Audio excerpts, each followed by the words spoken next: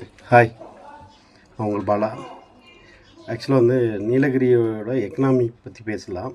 இதில் வந்து இங்கே வருமானம் வரக்கூடிய இதுகள் இருக்குது அப்படின்னா, அக்ரிகல்ச்சர் அண்ட் டூரிசம் இந்த ரெண்டை பேஸ் பண்ணி தான் நீலகிரி டிஸ்ட்ரிக்டே இருக்குது.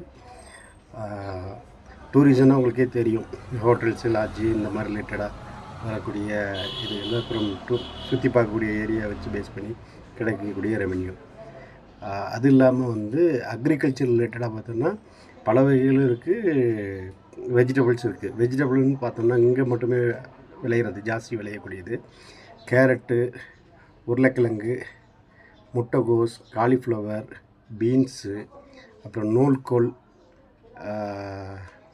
கோசுக்கிழங்குன்ட்டு ஒன்று இருக்குது, பூண்டு, செலரி, இந்த மாதிரி வெஜிடபிள்ஸ் எல்லாமே வந்து இங்கே இது பண்ணுறாங்க.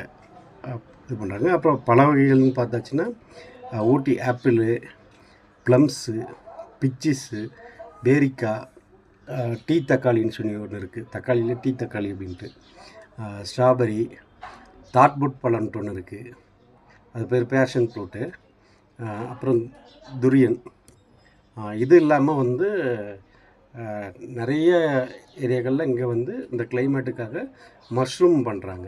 மேக்ஸிமம் ஏகப்பட்ட இடங்களில் வந்து எடுத்து இங்கேருந்து இதாகி ரெடியாகி கீழே போகுது ஒவ்வொரு ஏரியாவாக. ஸோ இதெல்லாம் அதே போல் வந்து மேஜராக நம்மளுக்கு தெரிஞ்சது வந்து டீ, டூரிசம், இந்த ரெண்டு இது வந்து கொஞ்சம் மேஜராக இருக்குது. இதில் வந்து டீ பார்த்தோன்னா நம்ம கிட்டத்தட்ட வந்து ஒரு 1,30,000 ஏக்கர் இது பண்ணுறாங்க, அறுவடை பண்ணுறது டீ மட்டுமே. அதே போல் பார்ஷியலாக கொஞ்சம் வந்து காஃபி தோட்டங்களும் இருக்குது. இது ரிலேட்டடாக தான் வந்து கவர்மெண்ட்டுக்கும் சரி, இங்கே உள்ள பீப்புளுக்கும் சரி வாழ்வாதாரம் இதை பேஸ் பண்ணி தான் இருக்குது. அக்ரிகல்ச்சரு, டூரிசம், இந்த tea estate, factories, tea factory, manufacturing இதை பேஸ் பண்ணி தான் நிறைய பேரோட வாழ்வாதாரங்கள் இங்கே இருக்குது. தேங்க்யூ.